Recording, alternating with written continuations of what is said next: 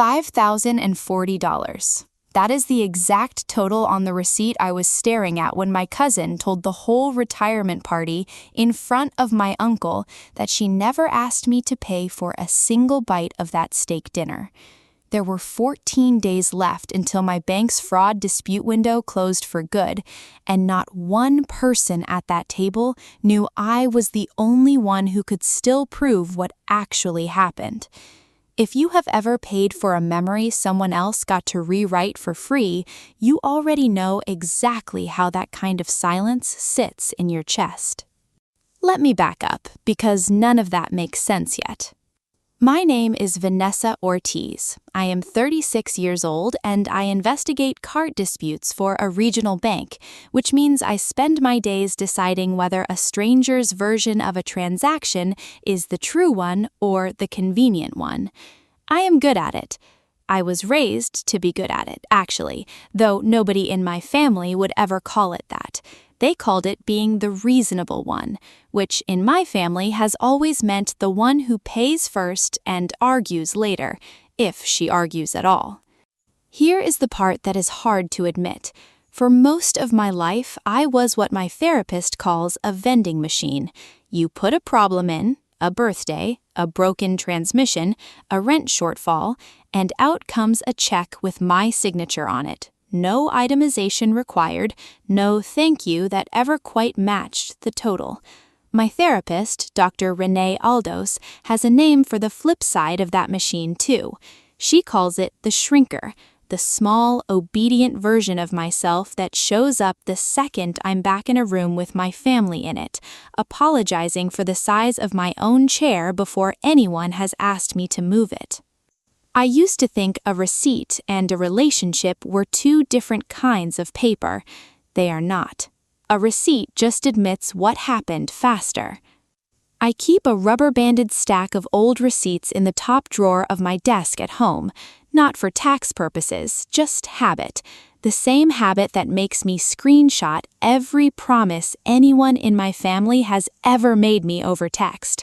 My coworkers tease me for it, ask why a woman who reviews other people's paper trails all day would want to build one for her own lives too. I never had a good answer for that until the night of my uncle's dinner, when the habit stopped being a quirk and became the only reason I still had a chair to sit in once the story started changing shape. My desk at the bank sits under a fluorescent light that hums slightly off-pitch, a chipped mug of cold coffee within reach, and a sticky notepad worn down to its cardboard backing, 3 monitors deep in a queue of disputed charges, and most of my job comes down to one plain question asked 100 different ways. Did the cardholder actually authorize this, or is somebody hoping nobody checks? A clean dispute reads like a clean sentence, one fact leaning honestly on the next, a signature that matches a story that matches a date. A dirty one almost always has a detail dressed up nicer than it needs to be, a merchant who can't produce an itemized slip when asked twice, a customer who gets vague exactly where they should be specific. I didn't know it yet, sitting at my own kitchen table with that 14-day countdown already ticking. I was about to run my own family through the exact same test I run strangers through every day, and some part of my chest already knew the story wasn't going to survive the audit. My uncle, Ray Delgado, taught shop class at the same high school for 31 years, and this fall, the district finally let him retire with a pension and a plaque and a room full of former students who still call him Mr. D. My mother is his younger sister, and growing up, his garage was the one place in the family where nobody asked me to be useful, where I was just allowed to hand him wrenches and listen to the radio while he rebuilt somebody's carburetor for free because he liked the puzzle of it. 3 weeks before the party, my cousin, Bianca Delgado, texted me a message I still have saved on my phone, opening it the way she always does. "Hey, Vanessa Ortiz, official spreadsheet queen. Can I ask you something?" Because I save almost everything, professionally and personally, the same instinct either way. She wrote that she was planning something special for her dad's retirement, a real steak dinner at the Good Place downtown, and could I help cover it since she was already tight from the caterer for the reception itself, and she would Venmo me her share the week after, once her bonus cleared. I wrote back that I was happy to put it on my card and we would settle up later, the way I have settled up later with this family for as long as I can remember. I should tell you the number now because it matters later. Bianca told me the dinner would run about $1,800 for the 8 of us. The final total, once the wine and the birthday cake and the private room fee were added on, came to $5,040, and I paid every cent of it on a single swipe of my card, standing at a hostess stand that still smelled faintly of candle wax and rosemary. If you have ever caught yourself doing math on someone you love, you already know exactly how that feeling sits in your stomach before your brain has caught up to it. Here is a memory that has nothing to do with any of this, except that it has everything to do with it. When I was 13, my bike chain snapped in my uncle's driveway, oil already staining the knees of my jeans, and I stood there crying, more embarrassed than hurt, sure I had broken something he could never fix. The garage smelled like gasoline and old cardboard, a transistor radio playing classic rock from a shelf above the workbench, and he knelt down in his oil-stained coveralls, turned the chain over in his hands under a bare porch light, and told me nothing is broken that somebody willing to look at it closely cannot put back together. He fixed it in 4 minutes with a small metal tool I didn't even know existed, wiped his hands on a rag that hung permanently from his back pocket, and sent me back out into the driveway before dinner got cold. I have thought about that sentence more times in the last 3 weeks than I can count, mostly because I'm the one in this family who's supposed to be willing to look closely, and I didn't look closely enough, soon enough, at my own cousin. I drove downtown on a Saturday evening in November, past the same strip of shops my uncle used to take me to for parts as a kid, and pulled up outside a steakhouse with a heavy wooden door and a maitre d' stand lit gold from a chandelier I could see from the sidewalk. I ordered a sparkling water at the bar while we waited to be seated, because I learned a long time ago that if you order something small at a family event, your tab stays small enough to walk away from whenever you need to. Stay with me here, because what I noticed at that hostess stand is the reason 4 people ended up staring at a phone instead of a retirement toast 3 weeks later. The private room they walked us into had a long table already set with white linen, a low centerpiece of candles and rosemary sprigs, cloth napkins folded into tight triangles at every place, and an easel by the door holding a framed photo of my uncle from his first year of teaching, grinning next to a car engine on a lift, a wrench still in his hand in the picture. Bianca met us at the door in a dress I recognized from a boutique 2 blocks from my own apartment, air-kissing everyone, already holding a glass of red wine that was not her first, a faint smear of lipstick on the rim.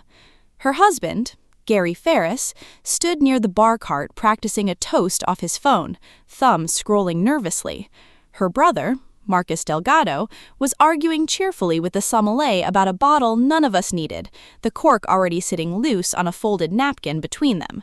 Their mother, my Aunt Denise Delgado, sat at the head of the table already rearranging place cards, her gray hair pushed up into reading glasses. And I noticed, the way you notice a signature that does not quite match the file, that my card had already been mentioned once by the hostess as the one on file for the private room deposit, the hostess even reading my name off the reservation sheet to confirm it, Vanessa Ortiz, a detail Bianca had apparently arranged days before that text message ever reached me. Our dinner that night was a young man named Julian, maybe 23, a black apron tied twice around his waist and a pen tucked behind one ear, moving through that private room with the same clipped, careful efficiency I remember having at his own age, back when I waited tables through college, and flinched every time a table's check came back with a question mark instead of a tip.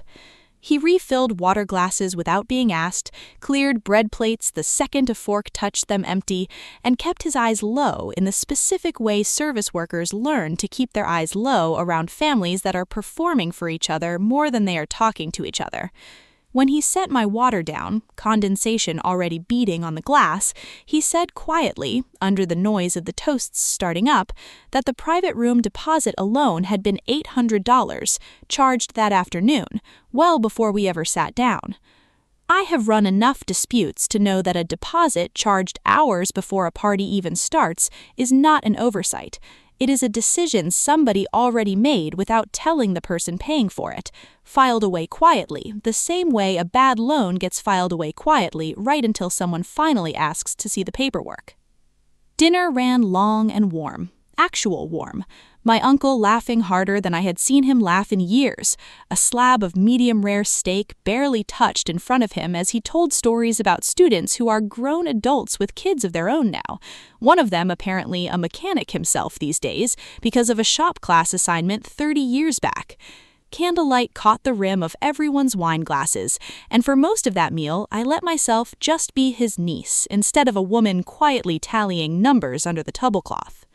Bianca stood twice to toast her father, wine glass raised high enough to catch the chandelier light, both times mentioning, in passing, how much work she had put into planning tonight, how hard she had worked to make sure he felt celebrated. And both times I noticed she used the exact same phrase, that she wanted to make sure he felt taken care of for once, the kind of phrase that sounds generous the first time and calculated the second.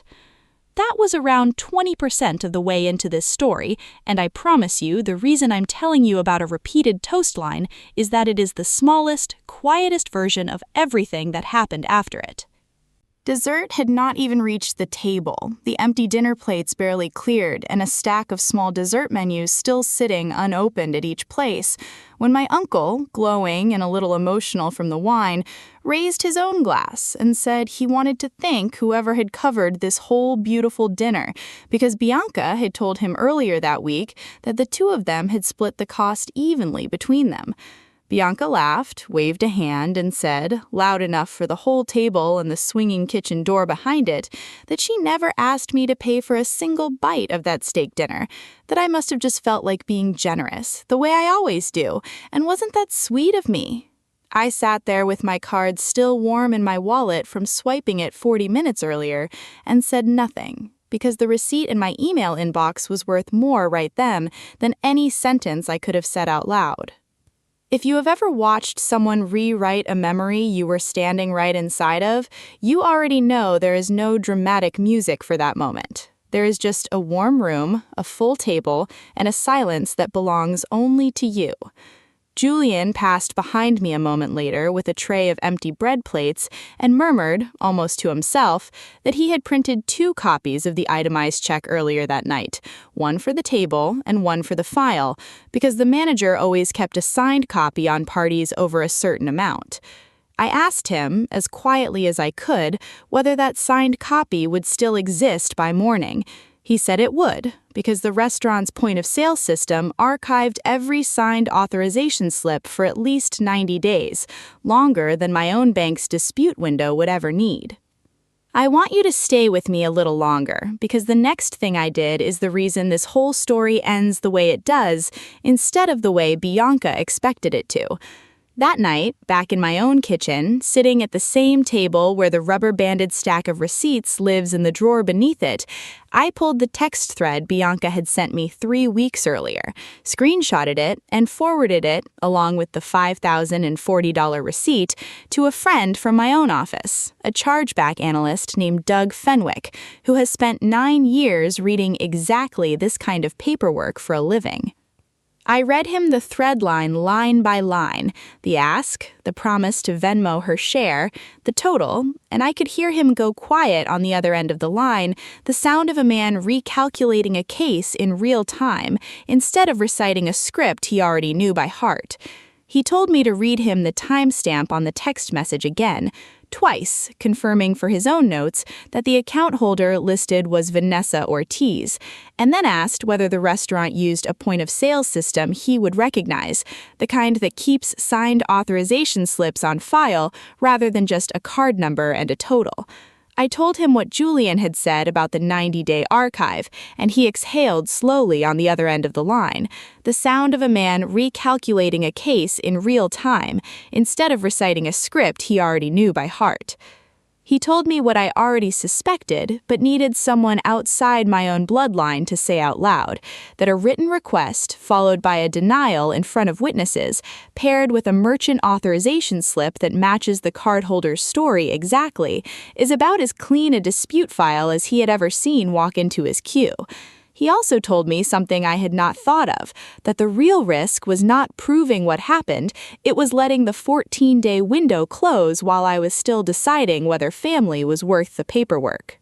I asked him what he would do if it were his own cousin. He said he would not walk into that family with an accusation, because accusations give people something to defend instead of something to answer. He said he would walk in with a receipt and let the receipt do the confronting instead of me. He also reminded me that a dispute file only works if it is filed on time, that a strong case filed on day 15 is worth exactly nothing compared to a weak case filed on day 10. That single piece of advice is the reason I did not raise my voice a single time in the 2 weeks that followed, no matter how many times my cousins raised theirs, and the reason I filed the paperwork before I ever let myself feel entitled to an apology first. Before any of that, 2 days after the party, Bianca had called me directly and asked for something outright, the way she had never once asked me for anything so plainly in the 6 years since her father remarried into our side of the family. She said the family was hoping I could just let the retirement dinner stay a nice memory, that all she needed was for me to tell people, if it ever came up, that we had split it evenly, since that was simpler for everyone.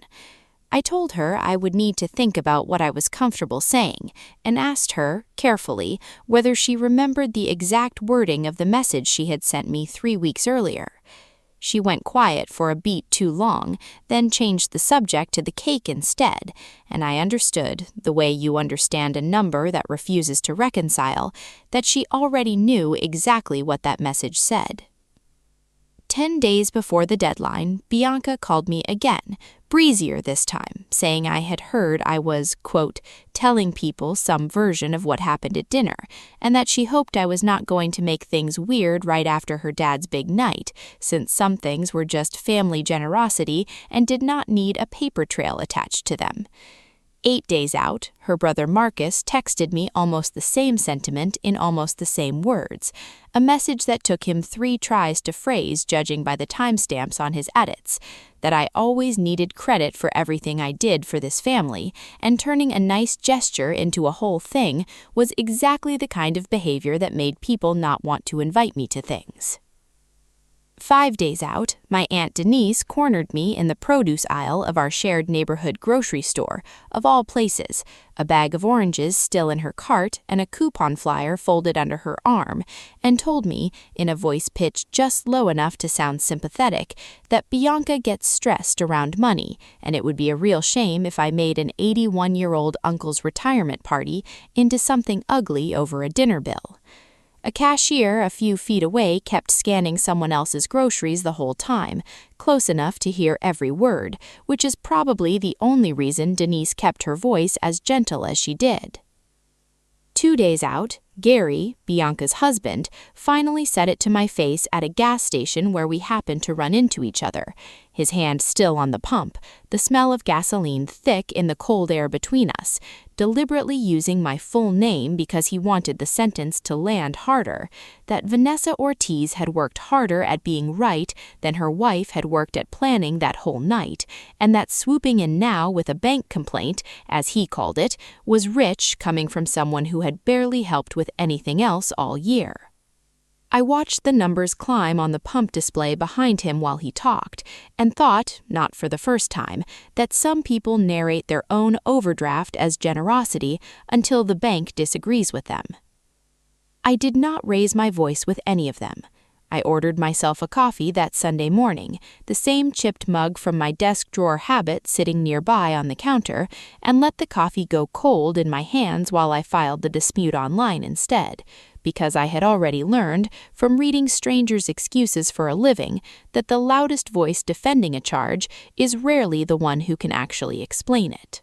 The day the dispute resolution call was scheduled, my bank required a joint fact-finding session with the merchant, standard for a charge that size, and Bianca insisted on being present too, since she said she wanted to, quote, clear this up in front of everyone so nobody could twist it later. We all ended up back in that same private room at the Steakhouse, the same cloth napkins folded into triangles at every empty place setting out of habit, the manager's laptop open on the same white tablecloth, the framed photo of my uncle from his first year teaching still propped on the same easel by the door because the room had not yet been rebooked for another party. Julian was not scheduled that day, but the same manager who had seated us 3 weeks earlier stood at the head of the table now, glasses pushed up on his head exactly the way my Aunt Denise wears hers, scrolling through a point-of-sale terminal instead of a reservation book. Stay with me for what happens next, because the next 20 minutes are the reason 4 people in that private room ended up staring at a speakerphone instead of a dessert menu. My uncle sat at the head of the table again, in the same seat, wearing the same watch Bianca had given him for the party, and asked before anyone else could speak whether someone could finally just tell him plainly who paid for his own retirement dinner. The bank's dispute resolution officer, on speaker, began by reading the total charge to my card, $5,040, under the account holder name Vanessa Ortiz, broken into the deposit, the food, the wine, and the private room fee. Bianca interrupted, said the number sounded inflated, and asked whether the restaurant even kept accurate records of who authorized what, her voice pitched at the same breezy register she had used on the phone with me 10 days earlier. The manager offered to pull the signed authorization slip. Marcus laughed under his breath and said good luck finding a system that worked, tapping his knuckle once against the same white tablecloth like a gavel. The first attempt to access the point-of-sale archive timed out, the manager's laptop spinning on a loading wheel long enough that Gary actually smirked and reached for the bread basket like the whole meeting might end before dessert, and my stomach tightened because a stalled loading screen can look like nothing when the truth is actually pressing against the other side of it.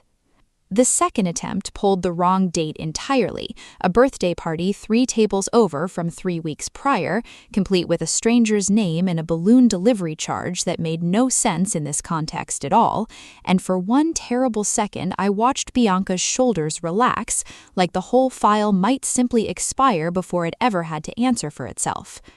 The third attempt, run by the manager himself while the dispute officer stayed on the line, finally surfaced the correct file, the itemized slip from that exact night, my card number partially masked but the authorization signature fully visible, Vanessa Ortiz, my own handwriting, dated and time-stamped 40 minutes before Bianca's toast.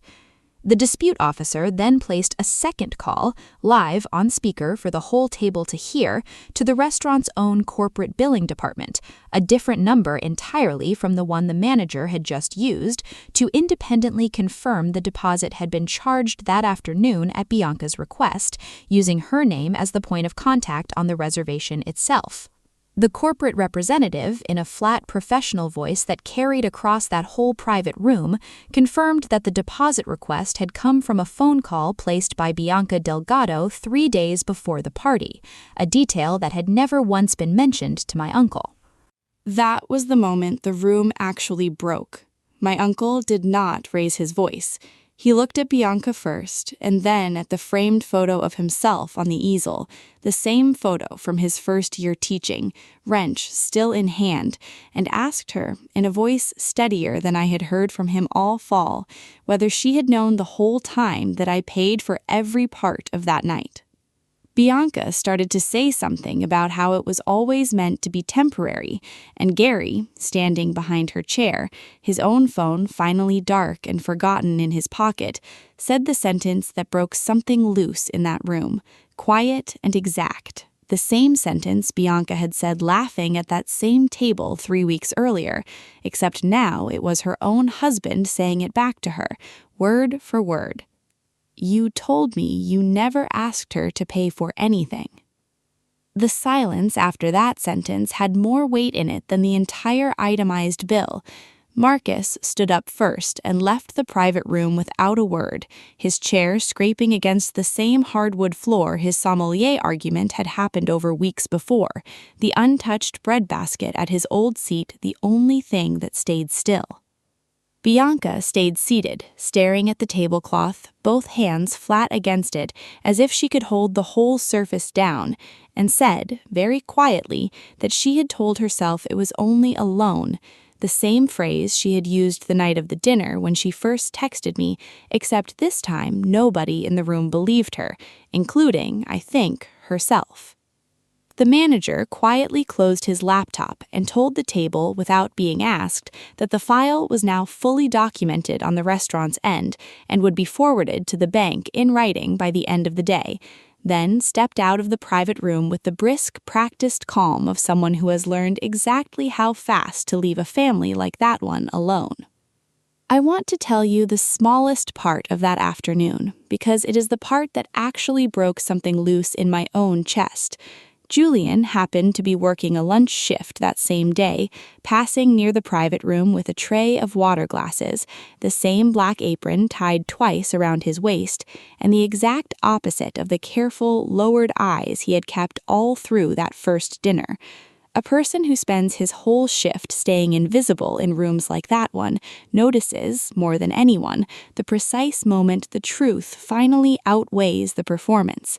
I ached in the same breath I understood it, watching someone else's younger self get proof, for once, that watching closely is not the same as not mattering, and I thought of my own first restaurant job, of every table I had once quietly overserved with patience they never noticed either.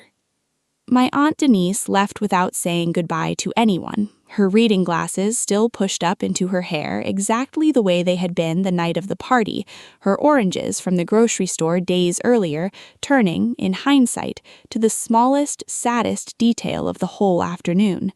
My uncle asked the bank's dispute officer, calmly, to close the file in my favor, and then asked Bianca, in front of the manager and the easel and the same low centerpiece candles from the party itself, to pay me back herself, directly, on a schedule he intended to help enforce. He did not raise his voice once through any of it, and somehow that made the whole request land heavier than shouting ever could have.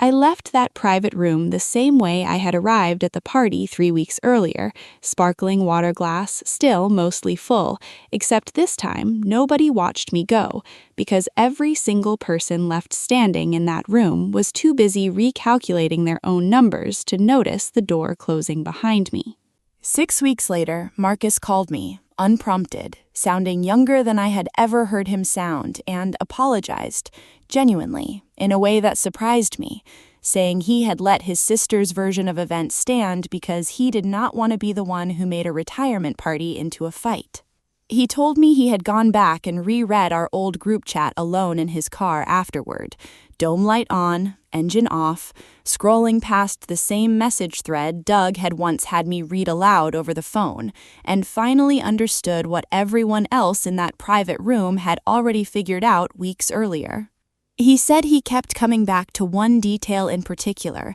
that Bianca had never once denied sending that first text, only ever denied that it meant what it plainly said. I believed him, mostly because guilt sounds different from strategy, and his sounded like guilt, plain and unrehearsed, the way an honest number sounds when nobody has had time to dress it up yet. Bianca never apologized. When I saw her at a cousin's christening 2 months later, standing near the same kind of centerpiece candles this family seems to order for every occasion, a glass of white wine already sweating in her hand before noon, she told me, without a hint of irony, that she still did not understand why everyone was treating her the villain when all she had ever wanted was one night where her father felt taken care of by her own daughter. I did not argue with her. Some people will always describe the invoice as a gift. Gary and Bianca separated in the spring, and he pays my uncle back $400 a month towards what his household still owes me, on a schedule an attorney friend helped my uncle write instead of a niece's patience.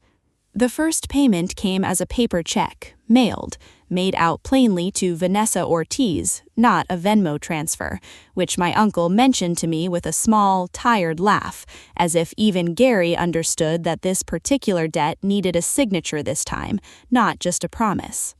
It is not the full $5,040 yet, and it may take another year to close, but it is the first honest number that has come out of that family since the night of the party, and honest numbers, small as they are, tend to hold weight that dressed-up ones never do.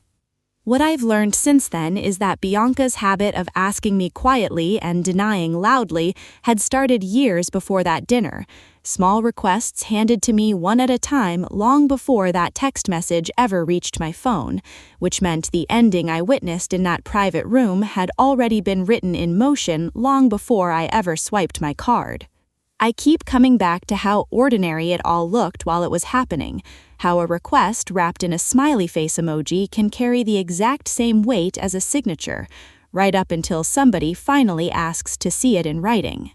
Here's where I have landed months later, sitting in my uncle's garage on the same worn stool I sat on as a kid, the transistor radio still tuned to the same classic rock station, a bike chain from a neighbor's kid laid out on the workbench between us, while he shows me, slower this time, how every link actually fits before he lets me try it myself. He still keeps that same rag hanging from his back pocket, still wipes his hands on it the exact same way, and still calls me over whenever something needs fixing, not because I'm the one who pays, but because I'm the one who is still willing to look closely. I used to think love meant being the one who always covers the check. I know now that love which only ever takes a swipe and never asks a single honest question is not love. It is a tab somebody else gets to walk away from. Here is the actual mechanism in plain language, in case you or someone you love ever sits at a table like that one and pays for a night that later gets rewritten by someone else's memory. What happened at that dinner is called a merchant chargeback dispute, and it exists precisely because verbal promises between family members, however sincerely meant in the moment, are not something a bank can ever enforce on their own. When you authorize a charge on your card, whether by swiping it yourself or by someone using your card number on file, the merchant is legally required to keep a signed, time-stamped authorization slip proving who agreed to that exact amount, and most point-of-sale systems archive those slips for 90 days or more.